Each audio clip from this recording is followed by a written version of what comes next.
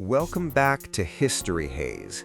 Step into the mist with me for a moment and imagine London in the early 19th century. This wasn't the London of postcards.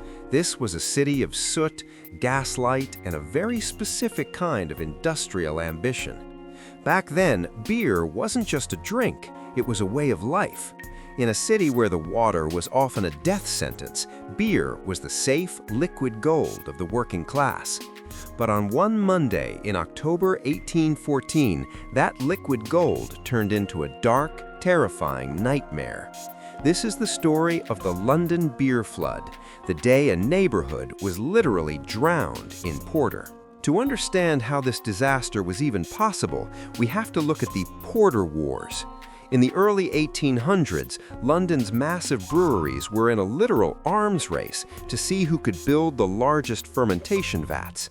These vats were the skyscrapers of their era, monuments to British engineering and intoxicating excess. Our story centers on Mewkes & Company's Horseshoe Brewery, located at the busy corner of Tottenham Court Road and Oxford Street. Inside sat vats so large they were actually used to host dinner parties before they were filled. One of these titans stood 22 feet high and held over 7,500 barrels of fermenting porter. But with massive scale comes massive pressure. On the afternoon of October 17, 1814, a storehouse clerk named George Crick was doing his rounds when he noticed something alarming. One of the 700-pound iron hoops, the massive bands holding the wooden staves of the vat together, had snapped and fallen off. Now, you'd think this would trigger an immediate evacuation, but in the haze of the era's safety standards, this was considered a minor nuisance. Crick's supervisor told him that no harm whatever would ensue, and instructed him to write a letter to another employee to get it fixed whenever they had a spare moment. At 5:30 p.m., the spare moment ran out. The vat didn't just split, it detonated. The sheer weight of hundreds of thousands of gallons of dark, frothing beer threw the internal pressure into a violent frenzy. The explosion was so powerful, it sent a shockwave through the brewery, causing a domino effect that ruptured several other massive tanks. In an instant, between 128,000 and 323,000 gallons of dark, frothing porter were unleashed. The liquid surged forward with the force of a tidal wave, smashing through the brewery's 25-foot-high brick walls as if they were made of parchment. As the brewery wall crumbled, a 15-foot wall of beer and debris roared out into the St. Giles Rookery.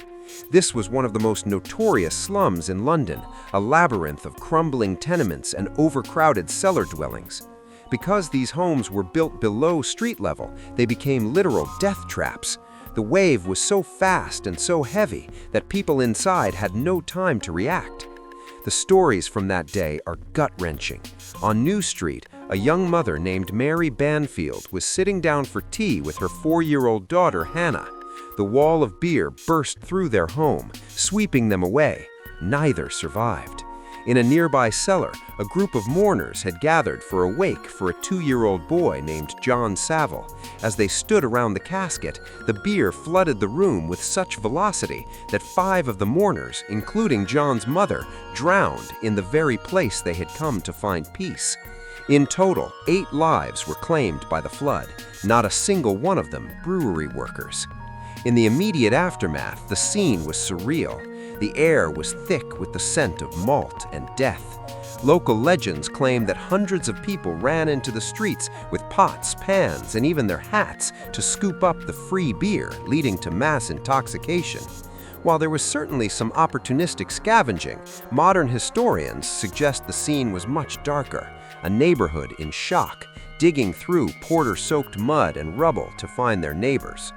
When the dust, or rather the foam, settled, the legal battle began. The families of the victims sought justice, but they were met with the cold indifference of the 19th century legal system. During the inquest, the jury viewed the ruins and heard the testimony about the snapped hoop, yet their final verdict was that the event was an act of God. This legal loophole meant the brewery wasn't responsible for a single penny in compensation. In a final, bitter twist of irony, the British government actually gave Mewks and Company a tax rebate for the beer they had lost, effectively bailing out the corporation while the victims' families were left with nothing. The Horseshoe Brewery eventually reopened and continued operating for a century before being demolished in 1922. Today, if you stand outside the Dominion Theatre in London, you're standing right where the wave began. There are no statues for Mary Banfield or Little Hannah, but the story of the beer flood remains, a strange, tragic reminder of what happens when industrial ego ignores the safety of the people living in its shadow. Thanks for joining us for this episode of History Haze. If you enjoyed this dive into the strange side of the past, hit that like button and subscribe to stay tuned as we clear the mist on more forgotten history. See you in the next one.